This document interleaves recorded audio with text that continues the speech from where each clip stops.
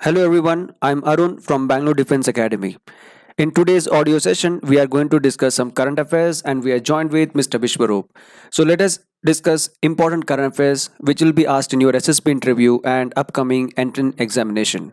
So here, Vishwaroop, would you like to tell some current affairs, international, national or anything related to sports which are important for the SSB interview? Sure, sir. Good evening, everybody. So, I guess for international and national news, according to international news, you can see the Canadian thing, which is basically the Canadian diplomats being deported from India and the Indian diplomats being recalled to India, and the US elections being and coming forward. That is a very important thing to be in notice. And regarding most few things, we can go with the South China Sea issue, and there is a pact with India and Sri Lanka to make a railroad connection from in through the Park Strait. And then we can consider the Bangladesh affairs, the Bangladesh external affairs going around with India and other countries.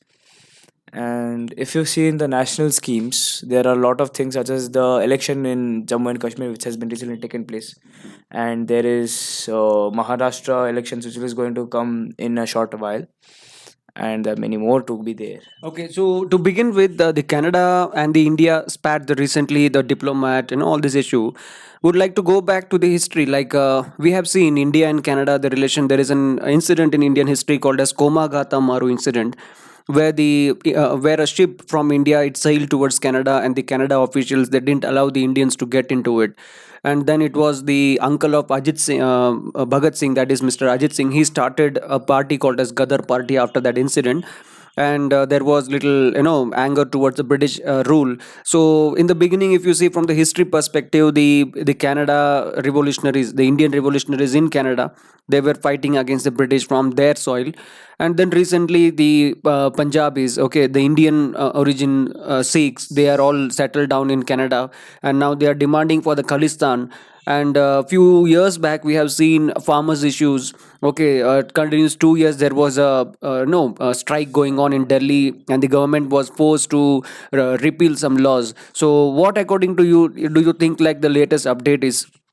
So basically, Canada is pressing India on charges of killing of Hardeep Singh Nijjar, which, according to the Indian government, he is an extremist and an anti-national in Indian terms. But he is a citizen of Canada and living in Canada since 10 years. So basically, he is a Canadian citizen who had been assassinated by unknown men. So Canada proclaims that Indian diplomats have hand behind it without any proof. And while Indian government has been asking for proof for a few years, they have not been able to give us the proof of what made them put this sort Okay. of. Now we have seen the Punjabis, the Sikh origin Indians, those who are residing in Canada, they have a separate demand called as Khalistan. So what is the issue called as Khalistan? So how it has affected the Indian, the governance or the Indians or internationally? So this Khalistan effect had started in 1984 during the Operation Blue Star. So basically, the leader was Bhindran Singh Bhindranwale, yeah. So he was basically the person who had the Golden Temple in his clutches for a month, and there was Operation Blue Star, which was carried out to wipe out the Khalistan extremists.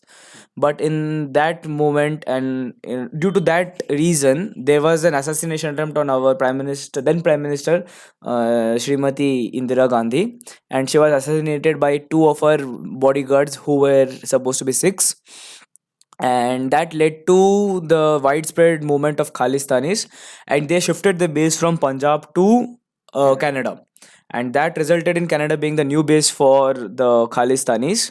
And even Australia is a new base where they try to push up some issues. And basically, there's a Canadian MP who is basically fueling this issue, and he is a Sikh. So he is the main person who is presently pursuing on this, and even Gurwant Singh Pannu, who is based on America and he is living on American citizenship. So these guys are the people who are fueling the Khalistani issue and against the present incumbent government of India, against the Modi government. And they basically want to carve out a new country out of Himachal Pradesh, Punjab, Haryana, and Uttarakhand. Okay. So that is how it is. Okay, so the basically the demand is the Sikhs. They are telling that from like Jews, they have been dislocated. They don't have a proper land for them. Okay, so that is what the Khalistan issue has risen up, and now from Canada they are getting support. And at present, according to the latest reports, the Indian government is behind killing of that leader, and the Canadian police authorities, they have got some evidence that Indian government, they have, and they have mentioned some gang members also. They were Yeah, mentioning about the Lawrence Lawrence Bishnoi Bishnoi gang. behind the Yeah, killing of and Baba Siddiqui. yes, so this Lawrence Bishnoi gang is like a you have we have seen recently a singer, a hip hop singer from Punjab, Sidhu Moosewala was also assassinated or killed by this gang.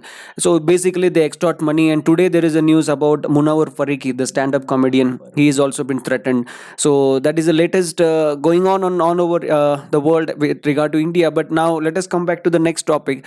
We have some international organizations like SARC and ASEAN. Okay, we have SCO. Okay, then we have like United Nation Organization.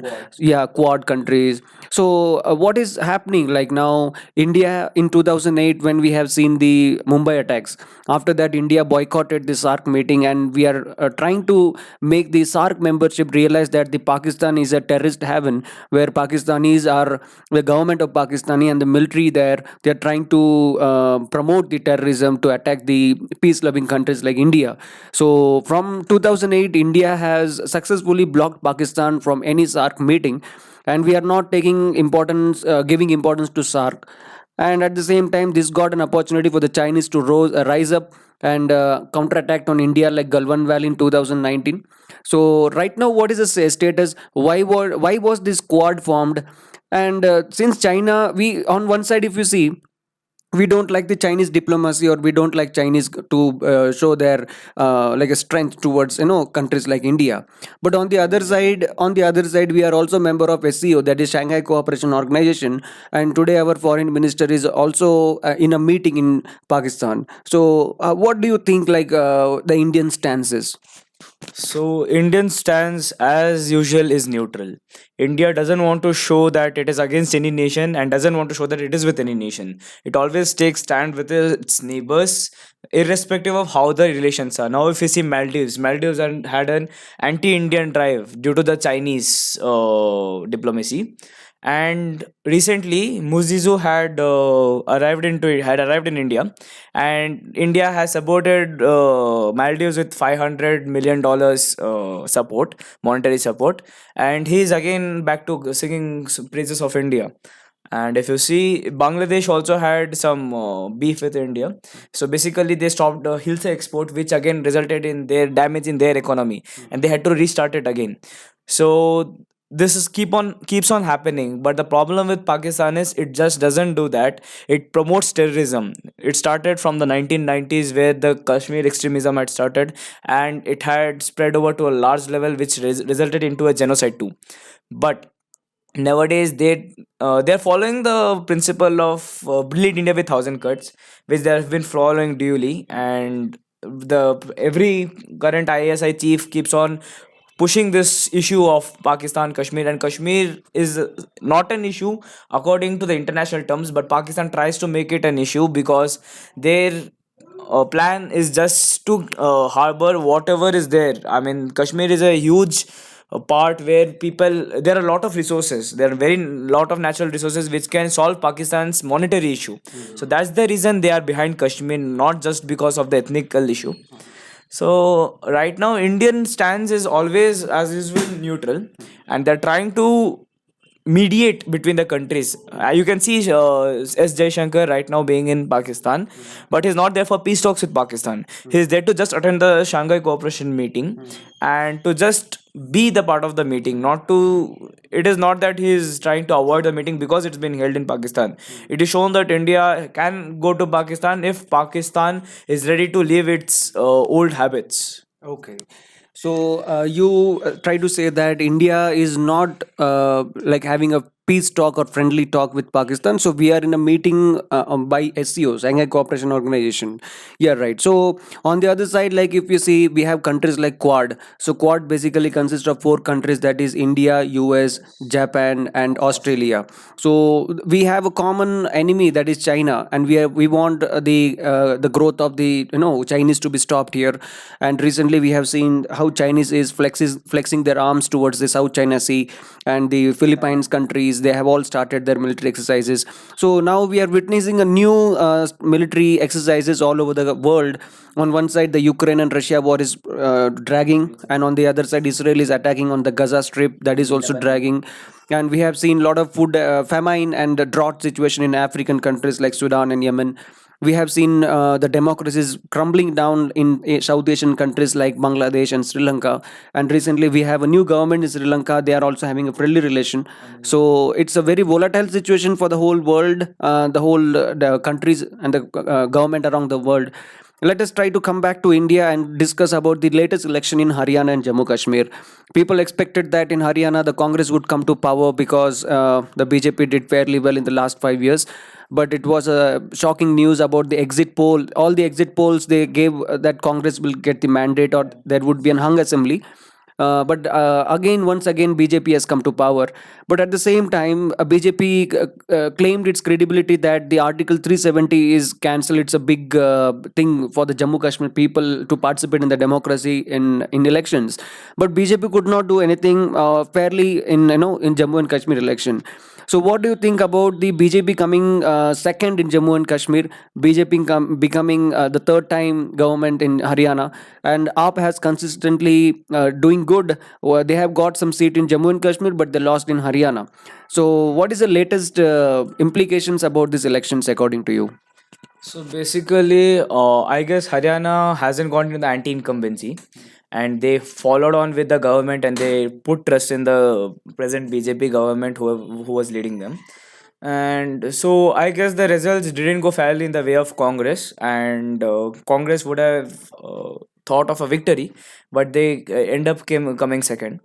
But if you consider the situations in Jammu and Kashmir, so Jammu and Kashmir is always a place where nothing can be assured of. But BJP, being an outsider party in Jammu and Kashmir, winning some 27 odd seats, it feels good because the Jammu people have voted them. But the people from Kashmir region, they have voted in the favor of NC. I and Abdullah. Omar Abdullah has been named the chief minister of Jammu and Kashmir, taking oath in 16th October. So yes, so the government, no, the 370, the abrogation of 370 has actually inducted many Kashmiris. Now if you see the metro cities like Bangalore, Chennai, you may see many Kashmiris in the mainstream media. They're not just dwelling in Kashmir in their stores or anything. They're coming out of Kashmir, and Kashmir is getting a lot of investment too.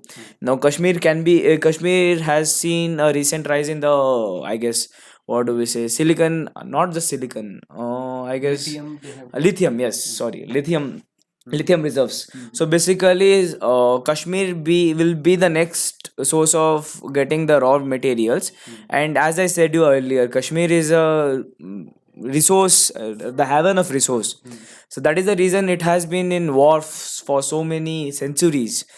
So yeah, the Okay. So let us have a last topic for the today's discussion regarding sports. If you see the women's cricket team, we try little very hard if you see from the last few years, our Indian women's cricket team, they try very hard. They reach the semi-finals. They even go to the finals. But every time we have one particular team winning the championship, the World Cup championship. So what do you think that few countries like Australia and New Zealand, they do every time good in the women's cricket World Cup? So basically, Australia runs on the single principle to put pressure on their opponents. They don't have any difference between the men's team and the women's team. They both operate at the same level. But in other sides, the Indian women, especially the women, don't support much the in women's sports. They want women to be equal, but supporting the sports is also mandatory. You just cannot ask for equal pay without equal support. You require this level of support, and other than support there must be a hard lot of hard work to be done. And as you see, the women's in New Zealand or Australia, they play a lot of domestic games which builds up the tempo of the game. But in India, the women don't participate in the games in that way which the Australian counterparts do. So that results in them not being able to handle the pressure of the match. In a tough situation, they just falter out. Now there's a matter of intent where you can see the Indian captain Harmanpreet Kaur. She could have scored in a better way if you consider in an over, which is a 17th over, and she couldn't score well, which resulted in 5 dots. In such a crucial situation, if you result in 5 dots, it is going to put pressure in your team where there are no set batsmen in the other end. So it's basically lack of intent or lack of knowledge, the game knowledge, which leads to such results. And in other way, you can see the Indian men's who have been consistently part of a lot of finals, but kept on faltering just due to marginal errors. But finally, they won in this 2024 T20 World Cup, which gave them the break from the drought of 12 years without a World Cup. Okay. So today's discussion, we had discussed about the Chinese rise in the international politics, and then the elections in Jammu and Kashmir and Haryana, and then finally we have discussed about the women's cricket team, cricket, and we have also discussed the Canada and India diplomat issues. So in the next audio, we'll be joining with some more interesting fact. Thank you, Vishwaroop. And thank you all the listeners, those who are listening to this audio. This audio will be very well. I am sure that it will be useful for the candidates preparing for SSB interview and for any government examinations. Thank you. Jai Hind. See you next time.